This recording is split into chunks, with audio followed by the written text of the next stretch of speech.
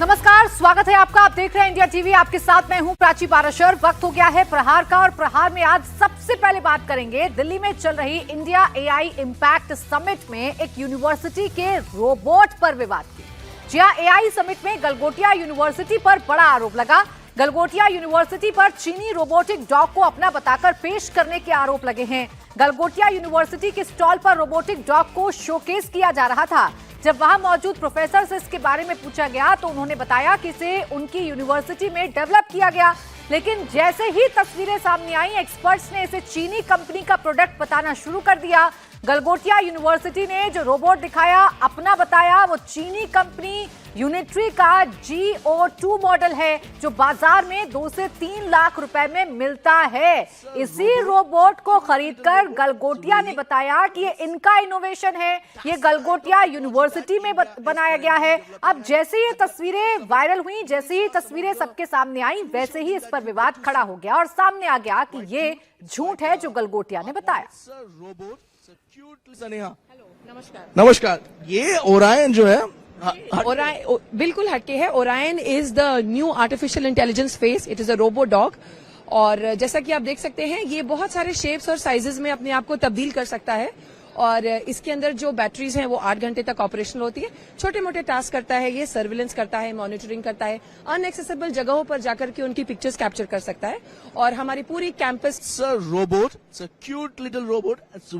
तो आपने देखा कितनी फक्र से गलगोटिया की प्रोफेसर बता रही हैं कि इसका निर्माण कैसे किया गया है, ये क्या क्या फंक्शनिंग करता है, इसके अंदर कितनी बैटरी लगती है, जबकि रोबोट चाइना द्वारा निर्मित है, गलगोटिया ने इसे नहीं बनाया है। एआई समिट के दौरान गलगोटिया यूनिवर्सिटी की गैलरी में जो रोबोट दिखाया गया वो आपके सामने है। ये रोबोट मेड इन चाइना है, लेकिन गलगोटिया यूनिवर्सिटी ने इसे अपना बनाकर पेश किया और कहा कि इसका नाम ओरियन है। गलगोटिया यूनिवर्सिटी की प्रोफेसर नेहा सिंह ने पूरे कॉन्फिडेंस के साथ कहा कि इस रोबो डॉग को गलगोटिया यूनिवर्सिटी के सेंटर ऑफ एक्सीलेंस ने डेवलप किया है। This is Orion. You need to meet Orion, and this has been developed by the Center of Excellence at the Galgotias University. I would also like to take a moment to brief you about Galgotias University. We are the first private university investing more than 350 crore rupees in artificial intelligence, and we have a dedicated data science and artificial intelligence block on the campus. So Orion has been developed by the Center of Excellences, and as you can see, it can take all shapes and sizes. And it's quite naughty also. अब Galgotia university की professor कितनी साफगोई के साथ झूठ बोल रही हैं, मुंह पर ये बता रही हैं कि रोबोट उनकी यूनिवर्सिटी में बनाया गया है, जबकि इसकी तस्वीरें सामने आने के बाद दूध का दूध और पानी का पानी साफ हो गया। गलगोटिया यूनिवर्सिटी की प्रोफेसर नेहा सिंह, जिनकी रोबोट को लेकर ये क्लिप वायरल हो रही है, आज उनकी सफाई भी सामने आ गई है। प्रोफेसर नेहा ने कहा, किसी भी देश के प्रोडक्ट को यूनिवर्सिटी ने अपना नहीं बताया है। किसी भी कंट्री के किसी भी तरह के प्रोडक्ट को अपना नहीं बताया। हमने बस ये बताया कि हम हमारे एकेडमिक इंस्टीट्यूशंस में क्या काम करते हैं, हम हमारा एआई इन्वेस्टमेंट्स कहाँ कहाँ और कैसे कैसे करते हैं, हमारे पास क्या सेंटर्स ऑफ एक्सीलेंस है, हम क्या प्रोक्योर करते हैं, हम बच्चों को किस तरह की टेक्नोलॉजी से इंट्रोड्यूस करवाते हैं, कैसी विसिनिटी में उनको लगते हैं, क्या एक्सपोजर देते हैं। वही कल कहा गया, शायद ठीक तरह से कहा नहीं गया, शायद ठीक तरह से समझा नहीं गया। गलगोटिया की वजह से देश का नाम बहुत रोशन हुआ है। सर, मैं पहले भी कह चुकी हूँ, आप आइए हमारी यूनिवर्सिटी। हमने देश को पैरालंपियंस दिए हैं हमारे, ठीक है। गलगोटिया ने देश को बहुत सारे अच्छे रिसोर्सेज दिए हैं, जगह जगह पर वो अपना योगदान दे रहे हैं। और गलगोटिया यूनिवर्सिटी एक बहुत रिस्पॉन्सिबल एकेडमिक इंस्टीट्यूशन है। It is a legacy sir. आप ऐसे यूनिवर्सिटी को जो टार्निश, उसकी इमेज को टार्निश करने के लिए जो शब्दों का प्रयोग करें, मेरी रिक्वेस्ट है कि थोड़े रिस्पॉन्सिबली हम अपने शब्दों का चयन करें, क्योंकि एक छोटी इररिस्पॉन्सिबल हरकत से बहुत internet has been taken to storm by all the wrong reasons. अब ये प्रोफेसर हैं, बजाय इसके कि ये अपनी गलती माने, बजाय इसके कि ये बताएं कि उनसे गलती हुई, उनसे जो गलती हुई है वो माफी मांगती हैं, लेकिन वो तो इस पर अपनी सफाई पेश कर रही हैं और बड़े ही शान से कह रही हैं कि हमने ऐसा कुछ नहीं कहा जिससे देश की बदनामी हो सकती है। मेरे दो सहयोगी इस वक्त हमारे साथ हैं, पवन नारा और शोएब रजा। पवन, ये तो ऐसा लग रहा है कि चोरी ऊपर से सीना चोरी। आपने गलती भी की है, लेकिन उस गलती पर माफी मांगने की बजाय आप बड़ी ही बेशर्मी से बता रहे हैं कि उनकी यूनिवर्सिटी कितनी जिम्मेदार है, जबकि पूरे देश की बदनामी उनके इस कारनामे से हो रही है। बिल्कुल, उनके तथ्यों को अगर आप सुनेंगे तो उसमें 3-4 बातें बहुत ही विवादास्पद या कहें कि मोरल इंटीग्रिटी को तार तार करती हैं। अगर कोई प्रोडक्ट बेचना हो और आप झूठ बोलें तो फिर भी समझ में आ सकता है आपका मकसद क्या है, लेकिन एक एजुकेशनल इंस्टीट्यूट अपनी रिसर्च कैपेबिलिटी को लेकर झूठ बोले तो समझिए कि आप एआई के फ्यूचर की बात जब कर रहे हैं, बच्चों का फ्यूचर कैसे बर्बाद कर रहे हैं। दूसरी बात, 350 करोड़ के इन्वेस्टमेंट की बात कर रहे हैं, तो 350 करोड़ रुपए में आज के दिन आप डेटा सेंटर सेटअप कर सकते हैं, एआई के रिसर्च के लिए लर्निंग मॉडल खरीद सकते हैं, जीपीयू खरीद सकते हैं। ये 350 करोड़ गलगोटिया यूनिवर्सिटी कहां इन्वेस्ट करने वाला है, क्या इन्वेस्ट करने वाला है, उसकी कोई जानकारी नहीं। और बेसिक जानकारी मुझे लग रहा है जहां ये इंटरव्यू दिया गया, सवाल उससे भी पूछे जाने चाहिए, क्या आपको इस बात की जानकारी नहीं है कि ये रोबोडॉग ऑनलाइन उपलब्ध है और यहां 5 पेविलियन के अंदर अलग अलग कैपेबिलिटी में इसको दिखाया गया है। हालांकि बहुत से लोगों ने यह दावा नहीं किया कि हमारे स्टूडेंट ने डेवलप किया है।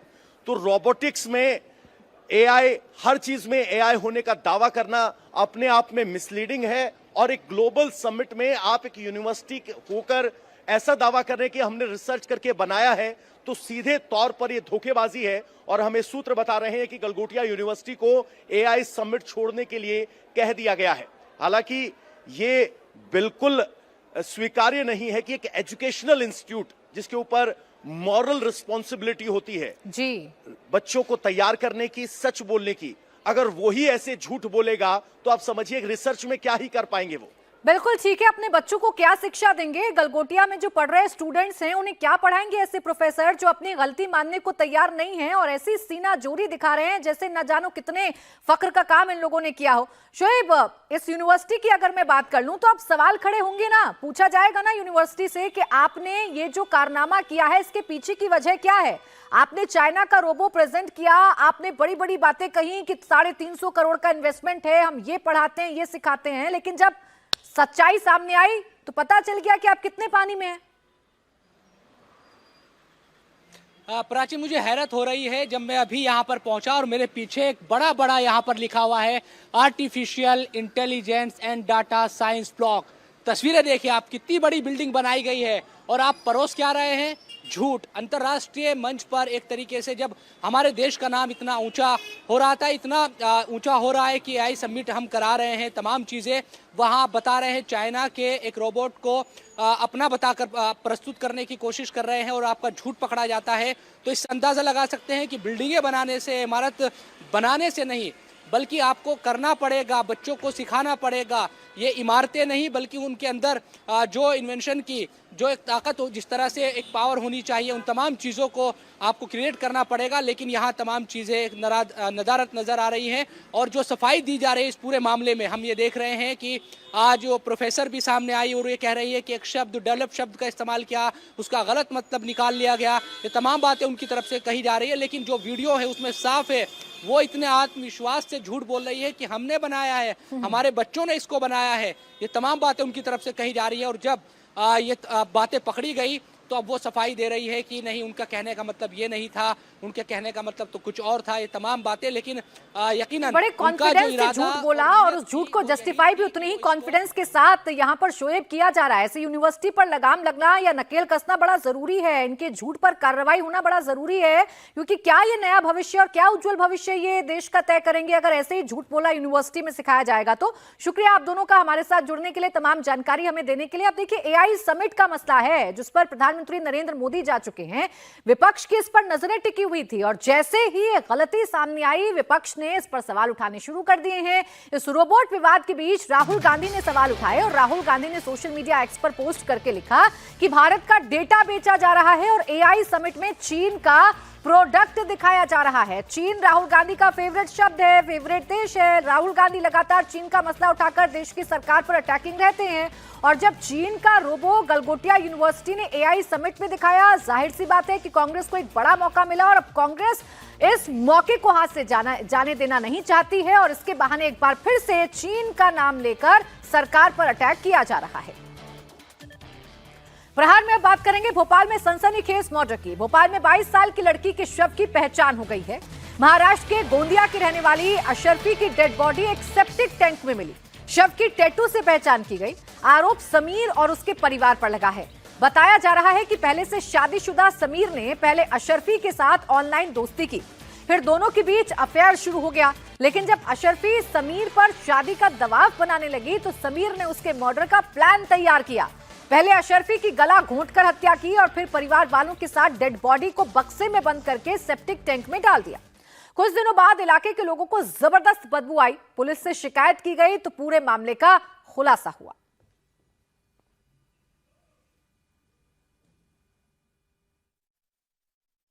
डेटिंग ऐप से दोस्ती, इंस्टाग्राम से मोहब्बत और फिर शुरू हुआ संदूक से लाश का सफर जो एक सेप्टिक टैंक तक पहुंचा। राजधानी भोपाल के करौंद इलाके के इसी घर में वो सनसनीखेज वारदात हुई जिसने पूरे भोपाल का दिल दहला दिया।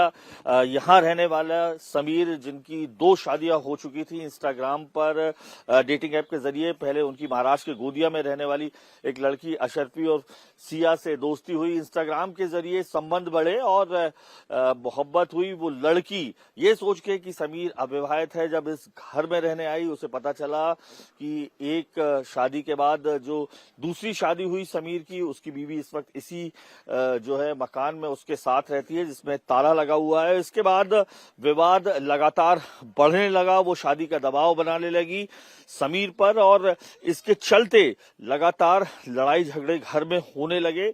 ये पूरा मोहल्ला आप देख रहे हैं, लगातार यहाँ के लोग इस लड़ाई झगड़े से परेशान भी रहते रहे और आखिरकार बीते सोमवार की वो रविवार और सोमवार की दरमियानी रात समीर और अशरफी और सिया की आपस में तकरार हुई, जिसके बाद समीर ने गला घोंटकर सिया की इसी घर में हत्या कर दी और हत्या करने के बाद उसने अपने भाई और बहन और मां को बताया, जिसके बाद सबने मिलकर लाश एक संदूक में भरी। इसी जगह पर संदूक में लाश भरी गई बताया जाता है और यहाँ से 200 मीटर दूर एक सीवेज टैंक में वो लाश फेंक दी गई। तकरीबन 4 दिन बाद इस गुरुवार को जब सेप्टिक टैंक में लाश मिलने के बाद बच्चों को दुर्गंध आई, तब पता चला उस लाश सड़ गल चुकी थी, लेकिन उसमें हाथ में बने टैटू से और सोशल मीडिया के जरिए और आसपास के लोगों से तहकीकात के बाद मालूम चला कि ये लाश 33 साल की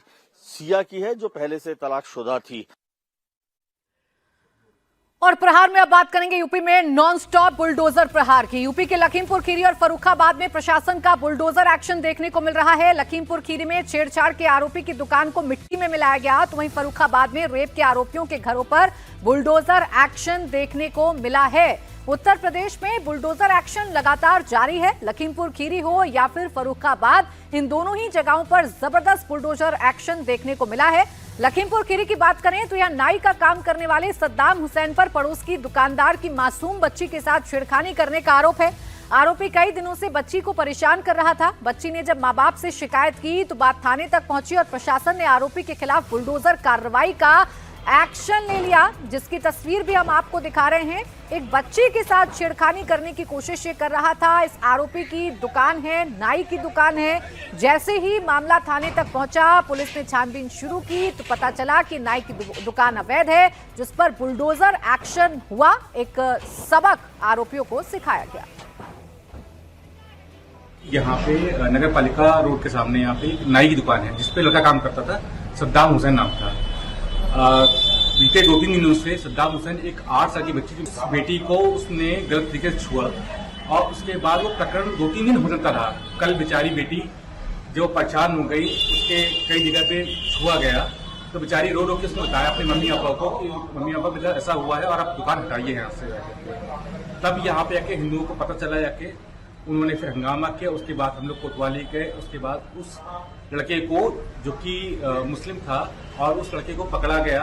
पुलिस ने उसको गिरफ्तार किया और उस पर विधिक कार्रवाई की गई, जो कि अभी भी कोतवाली में FIR वगैरह हो चुकी है।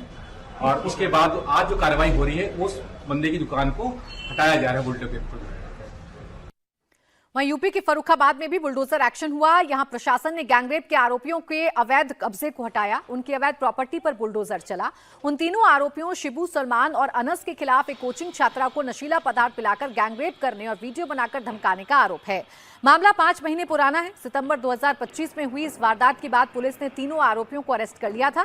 बाद में पुलिस जांच में पता चला कि आरोपियों ने सरकारी जमीनों पर अतिक्रमण करके अवैध रूप से प्रॉपर्टी बनाई थी।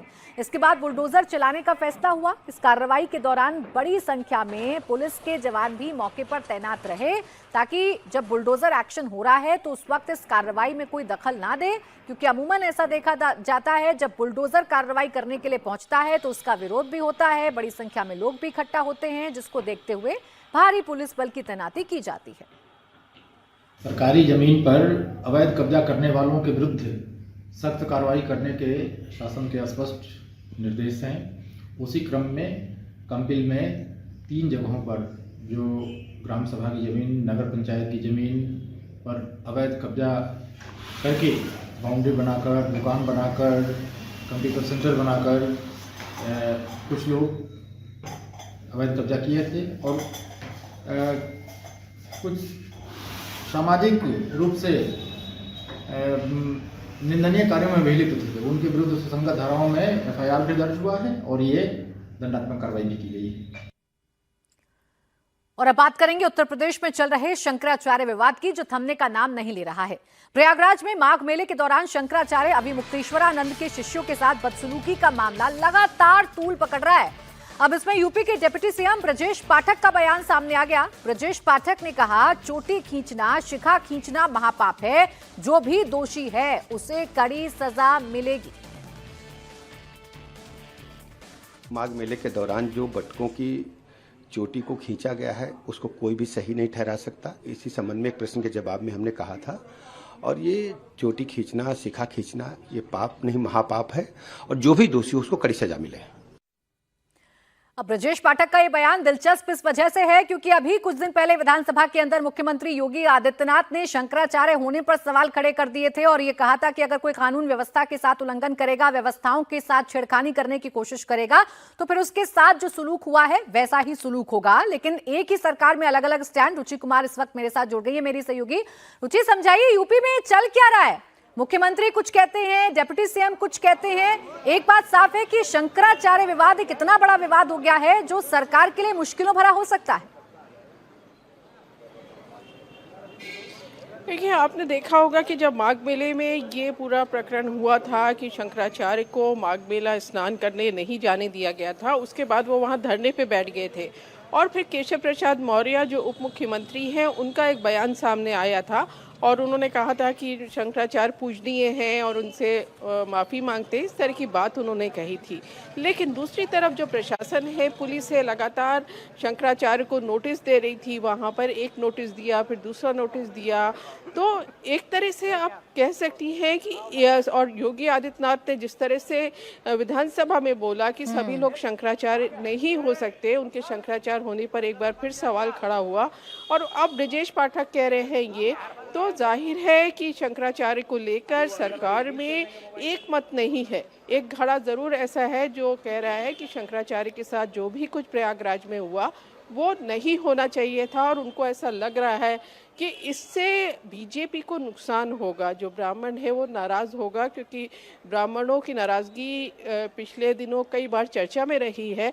तो उनका कहना है कि एक मुद्दा हमें बिना बैठे बैठाए नहीं देना चाहिए और शंकराचार्य के साथ इस तरह का विवाद नहीं होना चाहिए था। जी प्राची, बिल्कुल ठीक है रुचि, लेकिन अगर सरकार के ही अलग अलग स्टैंड सामने आएंगे, मुख्यमंत्री कुछ और कहेंगे, दोनों डिप्टी सीएम कुछ और कहेंगे, तो इससे सरकार की किरकिरी होगी और सरकार जो डैमेज कंट्रोल करने की कोशिश कर रही है वो डैमेज कंट्रोल तो नहीं होगा, लेकिन इससे और ज्यादा जो गड्ढा है वो गहरा हो जाएगा। शुक्रिया आपका रुचि तमाम जानकारी के लिए। वहीं कांग्रेस नेता आराधना मिश्रा ने कहा कि आज कांग्रेस जो है वो बात जो है वो सच की हो गई है।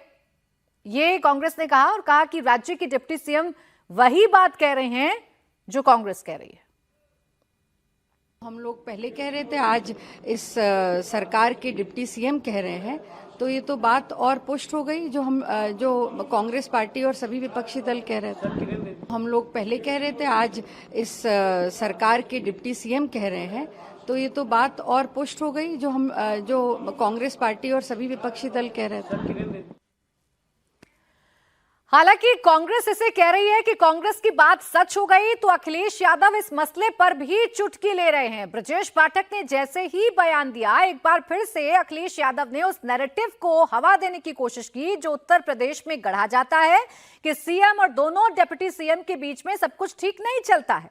और इसी नैरेटिव को अखिलेश यादव ने एक बार फिर से हवा देने की कोशिश की और चुटकी लेते हुए ये कहा कि जो बात बड़े ना कह पाए वो छोटे कह देते हैं, लगता है कि सब कुछ ठीक नहीं चल रहा है।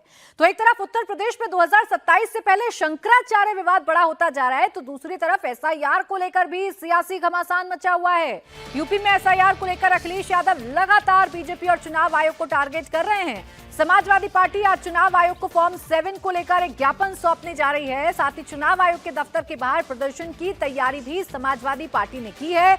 अखिलेश यादव लगातार एसआईआर के खिलाफ मुहिम चला रहे हैं, फॉर्म 7 को लेकर लगातार सवाल उठा रहे हैं और इसी सिलसिले में आज घेराव करने का या प्रदर्शन करने का जो ऐलान है वो समाजवादी पार्टी की तरफ से किया गया है। रुचि मेरे सहयोगी इस वक्त हमारे साथ बनी हुई है। रुचि, अखिलेश यादव की अगर माने तो वो तो साफ तौर पर एक नैरेटिव सेट कर रहे हैं कि फॉर्म 7 का मतलब ही है पीडीए के वोट काटना, यानी उन्हें नुकसान पहुंचाने की कोशिश ये सरकार कर रही है। कितना मजबूत आपको ये नैरेटिव नजर आता है?